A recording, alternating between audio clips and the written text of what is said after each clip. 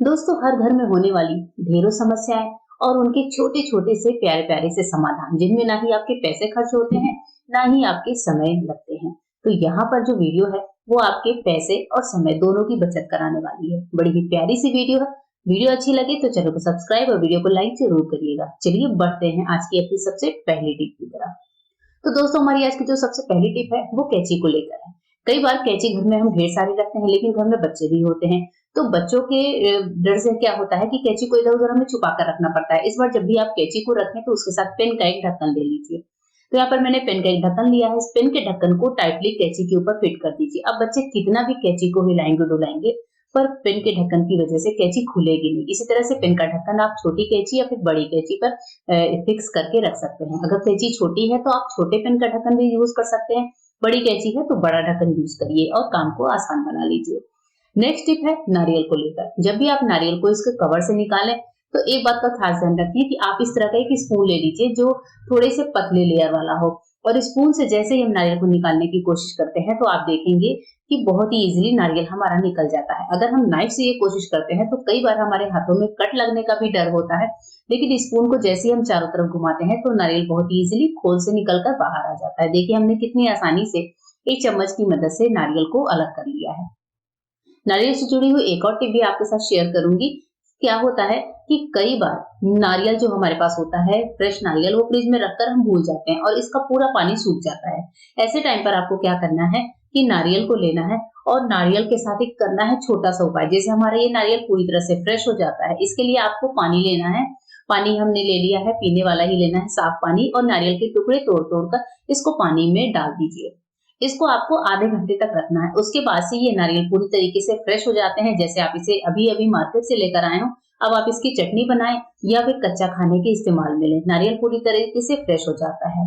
आइए बढ़ते हैं एक और यूजफुल टिप की तरफ। व्हाइट बर्तन पर कई बार इस तरह से जंग के दाग लग जाते हैं। जब हम इन्हें किसी स्टील के बर्तन के साथ रख देते हैं तो फाइबर के ये बर्तन दिखने में बहुत ज्यादा बुरे लगते हैं। तो बर्तनों पर जब जंग के निशान लगे या फिर कोई पीले निशान हो तो उसके लिए आपको लेना है सैनिटाइजर। सैनिटाइजर को किसी कपड़े पर ले लीजिए और इस सैनिटाइजर से जंग के निशान पर रब करिए। जैसे ही आप 4 से 5 सेकंड 10 सेकंड रब करते हैं तो आप देखेंगे कि जो जंग का निशान है वो तुरंत गायब होने लगता है। अगर जंग का निशान ज्यादा है, थोड़ा बड़ा है, तो सैनिटाइजर थोड़ा सा वापस से लगा लीजिए। ये जो प्लेट पर लगे हुए दाग हैं वो बहुत अच्छे से साफ हो जाते हैं। देखिए, मैं आपको प्लेट घुमा घुमा कर दिखा रही हूँ। पूरी तरह से प्लेट पे जंग के दाग हट चुके हैं। नींबू को जब भी आप काटते हैं और अगर आपने थोड़ा सा काटा, बाकी का नींबू बिल्कुल फ्रेश है, ऐसा है, तो आप उसको फॉइल पेपर से इस तरीके से कवर करके रखिए। फॉइल पेपर का छोटा सा टुकड़ा आपको लेना है और बस फॉइल पेपर को नींबू के कटे हुए पार्ट पर इस तरीके से लगा देना है और फ्रिज में इसको स्टोर कर लेना है।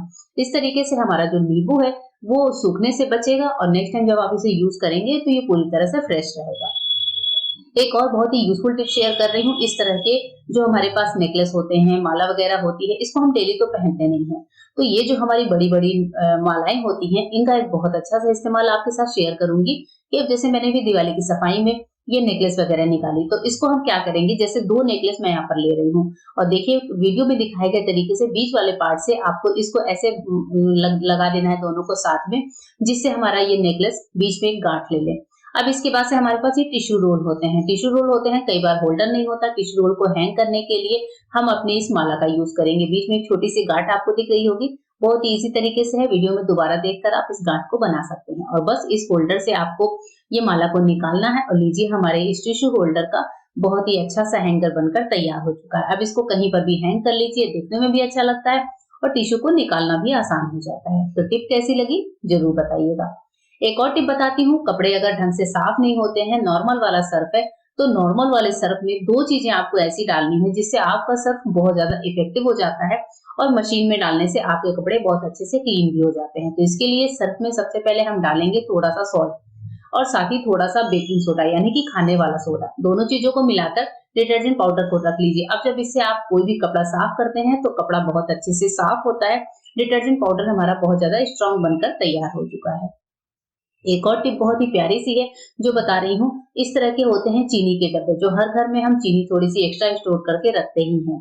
इस चीनी के डब्बे में आप एक काम कर सकते हैं कि अगर आपके पास सूखे वाले नारियल हैं, जो गट गोला होता है, जिसको हम ड्राई फ्रूट की तरह इस्तेमाल करते हैं खीर या फिर सेवई में, वो नारियल हमारे पास घर में होता ही होता है। तो ये नारियल अगर आप कभी जल्दी मंगा लें, मतलब ज्यादा मंगा लें, त्योहारों पे ज्यादा आई जाती है, तो इस नारियल के गोले को आप चीनी के डब्बों में रखकर स्टोरेज करिए, क्योंकि ये नारियल अगर हम चीनी के साथ स्टोर करें तो ये काफी ज्यादा टाइम तक फ्रेश रहते हैं। कई बार अगर हम इनको रख देते हैं सिंपल डब्बे में या फिर बाहर ही, तो आपने देखा है कि इनमें फंगस लग जाती है और ये या फिर ये अंदर से पीले हो जाते हैं।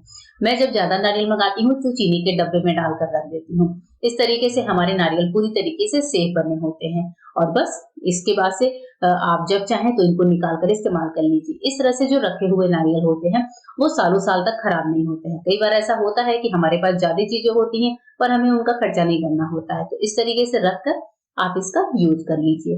आइए एक और टिप बताती हूँ। जब हम यहाँ पर मोजे पर डालेंगे हार्पिक, जी हाँ वही हार्पिक जो कि टॉयलेट क्लीनर होता है, लेकिन हमने यहाँ पर इसको डाला है एक पुराने मोजे पर। अब जब हमने हार्पिक डाल लिया तो चलिए इसका एक बहुत अच्छा सा इस्तेमाल शेयर करती हूँ।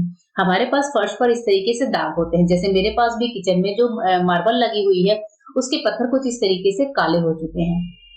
तो अगर हम हाथों से रगड़ते तो हमारे हाथ भी खराब होते, साथ ही हमारा पत्थर भी साफ नहीं होता। तो इसके लिए आप मोजे के ऊपर हार्पिक डालकर उसी मोजे से अपने इस पत्थर वाले पार्ट को रगड़ दीजिए। अगर हम ज्यादा ब्रश लगाते हैं तो हमारे मार्बल की या फिर टाइल्स की चमक खत्म होती है। मोजे से रगड़ने में फर्श तो साफ होती है, साथ ही जो है हमारा काम भी आसान हो जाता है। पुराने मोजे का इस तरीके से आप इस्तेमाल भी कर सकते हैं। थोड़ा सा पानी मैंने और डाला है और बस फर्श को साफ करके हम एकदम चिकना सा कर लेते हैं। इस तरीके से आप अपने फर्श की क्लीनिंग कर सकते हैं।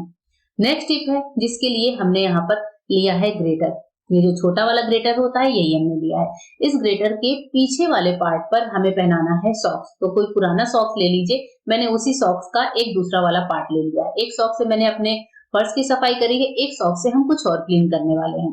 इसके लिए आपको इस पीछे वाले पार्ट को लेना है और चलिए दिखाती हूँ कि मैं क्या क्लीन करने वाली हूँ। हमारे पास ये जो गैस कुकटॉप होते हैं, कई बार ऐसा होता है कि हम ऊपर से तो इनकी क्लीनिंग कर लेते हैं, लेकिन अंदर वाले पार्ट की भी क्लीनिंग बहुत जरूरी होती है।